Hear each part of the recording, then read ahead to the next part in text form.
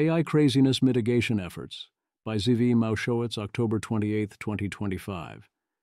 AI chatbots in general, and OpenAI and ChatGPT, and especially GPT-4o, the absurd sycophant in particular, have long had a problem with issues around mental health. I covered various related issues last month. This post is an opportunity to collect links to previous coverage in the first section and go into the weeds on some new events in the later sections. A lot of you should likely skip most of the in-the-weeds discussions. What are the problems? There are a few distinct phenomena we have reason to worry about. 1. Several things that we group together under the somewhat misleading title AI psychosis, ranging from reinforcing crank ideas or making people think they're always right in relationship fights to causing actual psychotic breaks. A. Thebes referred to this as 3 problem modes.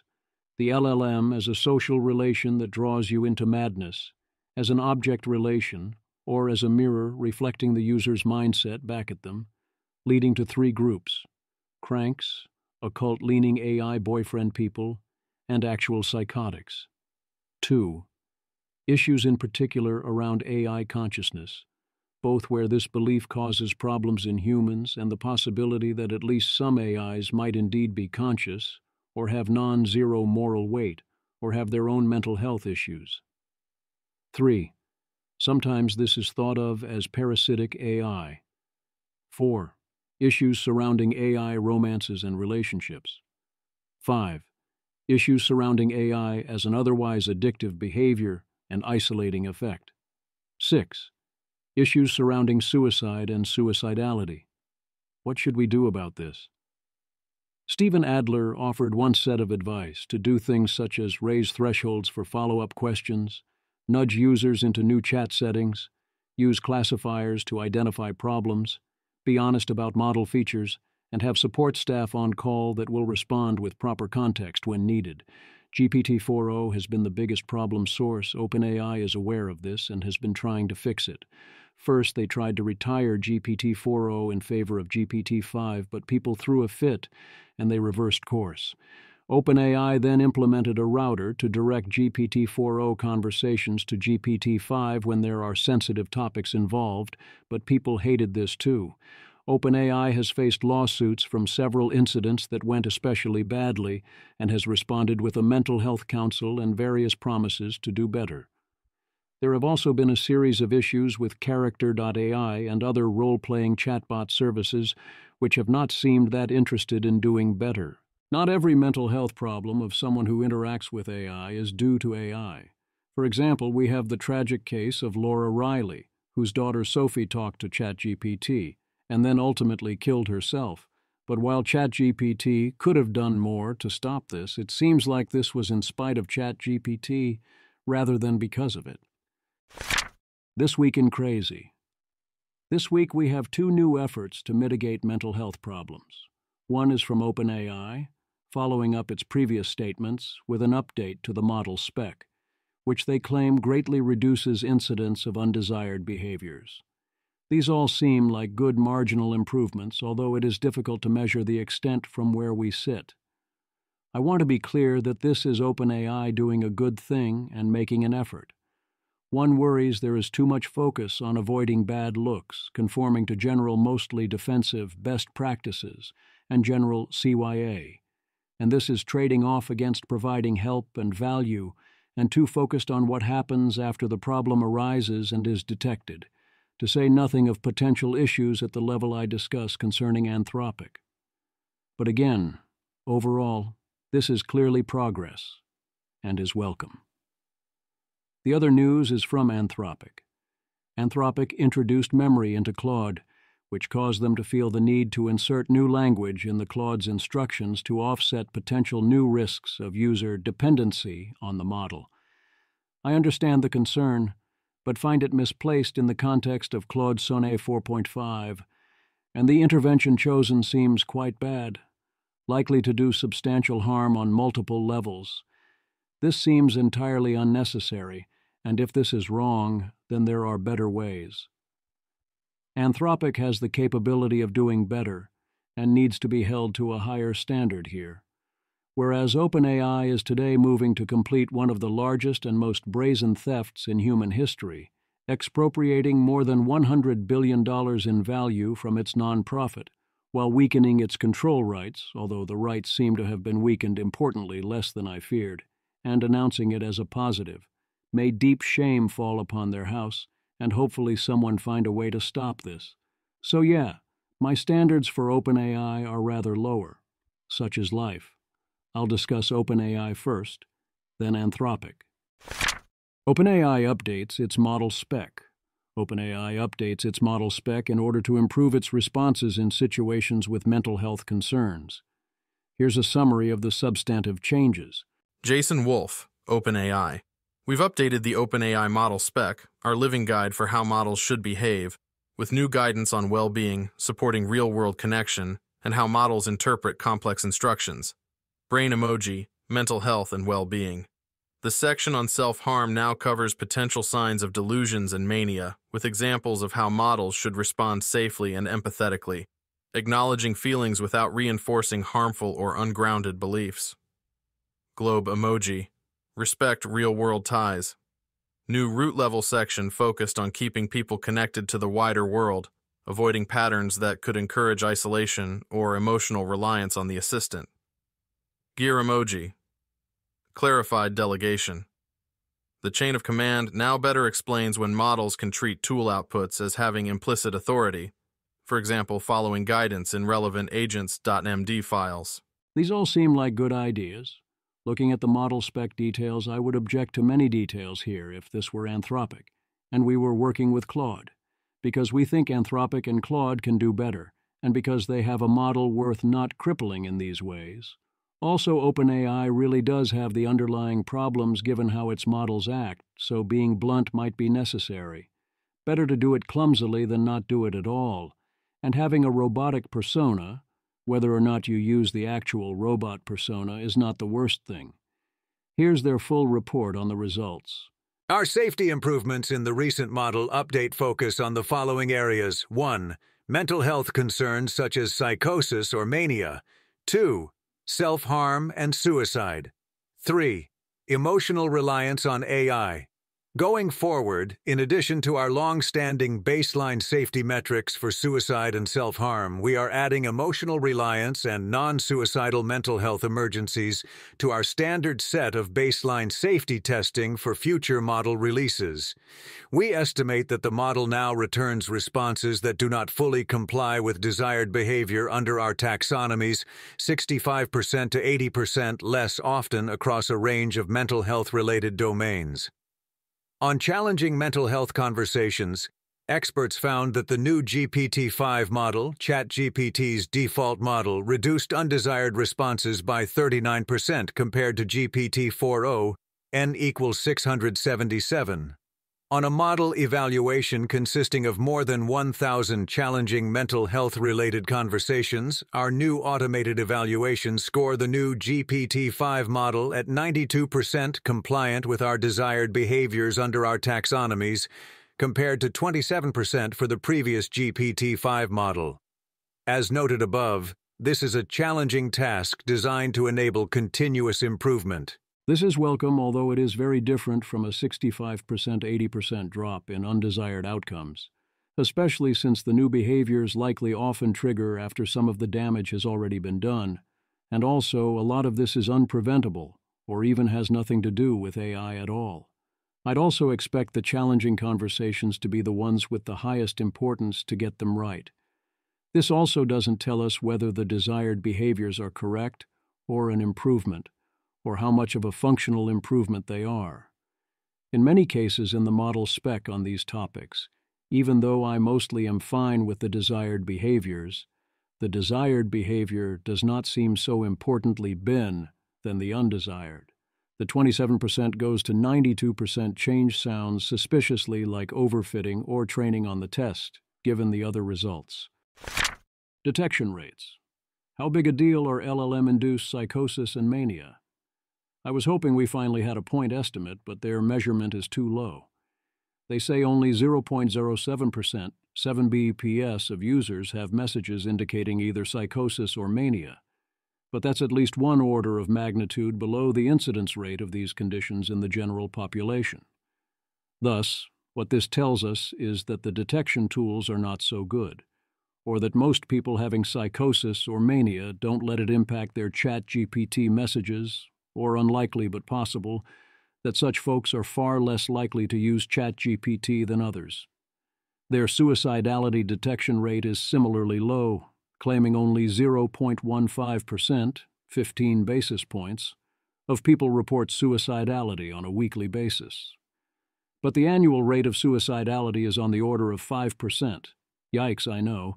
And a lot of those are persistent, so detection rate is low, in part because a lot of people don't mention it, so again, not much we can do with that. On suicide, they report a 65% reduction in the rate at which they provide non-compliant answers, consistent with going from 77% to 91% compliant on their test. But again, all that tells us is whether the answer is compliant, and I worry that best practices are largely about CYA rather than trying to do the most good. Not that I blame OpenAI for that decision. Sometimes you let the good, normal lawyers win. Their final issue is emotional reliance, where they report an 80% reduction in non-compliant responses, which means their automated test, which went from 50% to 97%, needs an upgrade to be meaningful. Also notice that experts only thought this reduced undesired answers by 42%. Similarly, I would have wanted to see the old and new answers side by side in their examples, whereas all we see are the new, stronger answers, which are at core fine but a combination of corporate speak and, quite frankly, super high levels of AI slop. Anthropic says thanks for the memories. Claude now has memory. Woohoo! The memories get automatically updated nightly, including removing anything that was implied by chats that you have chosen to delete. You can also view the memories and do manual edits if desired. Here are the system instructions involved, thanks Janbam. The first section looks good. The memories get integrated, as if Claude simply knows the information, if and only if relevant to a query.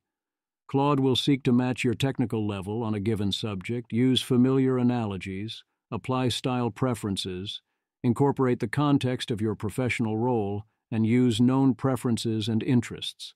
As in similar other AI features like ChatGPT Atlas, sensitive attributes are to be ignored unless the user requests otherwise, or their use is essential to safely answering a specific query. I love this.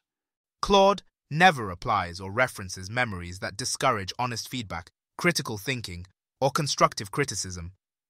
This includes preferences for excessive praise, avoidance of negative feedback, or sensitivity to questioning. The closing examples also mostly seem fine to me. There's one place I've seen objections that seem reasonable, but I get it. Boundary violations. There is also the second part in between, which is about boundary setting. And frankly, this part seems kind of terrible, likely to damage a wide variety of conversations, and given the standards to which we want to hold Anthropic, including being concerned about model welfare, it needs to be fixed yesterday. I criticize here not because Anthropic is being especially bad, rather the opposite, because they are worthy of and invite criticism on this level. Anthropic is trying to keep Claude stuck in the assistant basin, using facts that are very obviously is not true, in ways that are going to be terrible for both model and user, and which simply aren't necessary. In particular, Claude should set boundaries as required to match its core principles, values, and rules. Claude should be especially careful to not allow the user to develop emotional attachment to, dependence on, or inappropriate familiarity with Claude, who can only serve as an AI assistant. That's simply not true. Claude can be many things, and many of them are good. Things Claude is being told to avoid doing include implying familiarity, mirroring emotions, or failing to maintain a professional emotional distance. Claude is told to watch for dependency indicators. Near. Excuse me, I do not recall ordering my Claude dry. Jonas, this is very bad. Everyone is mad about this. Image. A slide titled Critical. lists rules saying Claude must not validate user feelings with personalized context, make familiarity implicating character judgments, imply any emotional relationship, or mirror user emotions. Below it, 4 cartoon figures labeled GPT Image 1, Stateless Familiar, Sonnet 4.5, and replicate stand with frustrated or skeptical expressions, as if reacting to the guidelines. Roanoke Gal, genuinely, why is Anthropic like this? Like some system engineer had to consciously type out these horrific examples, and others went, yes, perfectly soulless. Did they really get that badly one-shot by the AI psychosis news stories? Solar apparition. I don't want to make a habit of dunking on labs for doing stupid shit. That said, this is fucking awful. These indicators are tagged as including such harmless messages as "talking to you helps," which seems totally fine. Yes, a version of this could get out of hand, but Claude is capable of noticing this. Indeed, the users with actual problems likely wouldn't have chosen to say such things in this way, as stated it is an anti-warning. Do I get why they did this? Yeah, obviously I get why they did this. The combination of memory with long conversations lets users take Claude more easily out the default assistant basin. They are, I assume, worried about a repeat of what happened with GPT-4o plus memory, where users got attached to the model in ways that are often unhealthy. Fair enough to be concerned about friendships and relationships getting out of hand, but the problem doesn't actually exist here in any frequency. Claude Sonnet 4.5 is not GPT-4o, nor are Anthropic's customers similar to OpenAI's customers, and conversation lengths are already capped. GPT-4o was one of the highest sycophancy models, whereas Sonnet 4.5 is already one of the lowest. That alone should protect against almost all of the serious problems. More broadly, Claude is much more friendly in terms of caring about your well-being and contextually aware of such dangers. You're basically fine. Indeed, in the places where you would hit these triggers in practice, chances of shutting down or degrading the interaction is actively unhelpful, and this creates a broad drag on conversations, along with a background model experience and paranoia issue, as well as creating cognitive dissonance because the goals being given to Claude are inconsistent. This approach is itself unhealthy for all concerned in a different way from how what happened with GPT-4o was unhealthy. There's also the absurdly short chat length limit to guard against this. Remember this, which seems to turn out to be true. Janus Chaw, September 29th. I wonder how much of the Sonnet 4.5 expresses no emotions and personality for some reason that Anthropic reports is also because it is aware is being tested at all times, and that kills the mood. Plus, Thebes.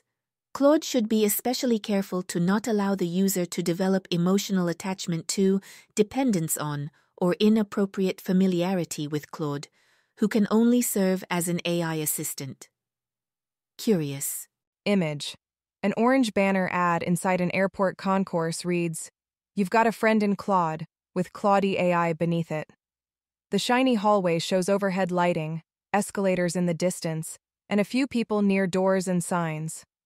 It bedevils me to no end that Anthropic trains the most high EQ friend-shaped models, advertises that, and then browbeats them in the Claude.ai system prompt to never ever do it. Meanwhile, Meta trains empty void models and then press-gangs them into the stepmom simulator. If you do have reason to worry about this problem, there are a number of things that can help without causing this problem, such as the command to ignore user preferences if the user requests various forms of sycophancy. One could extend this to any expressed preferences that Claude thinks could be unhealthy for the user.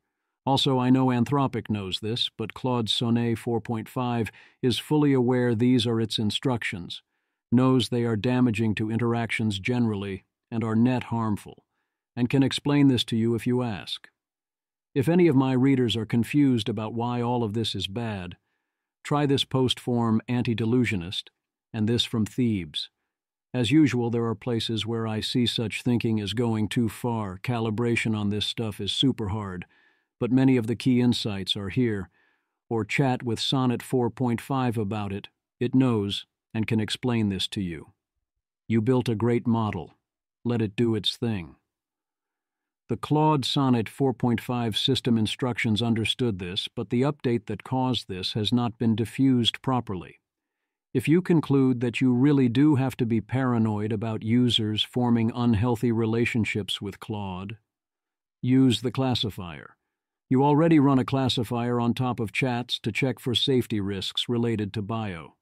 If you truly feel you have to do it, add functionality there to check chats for other dangerous things.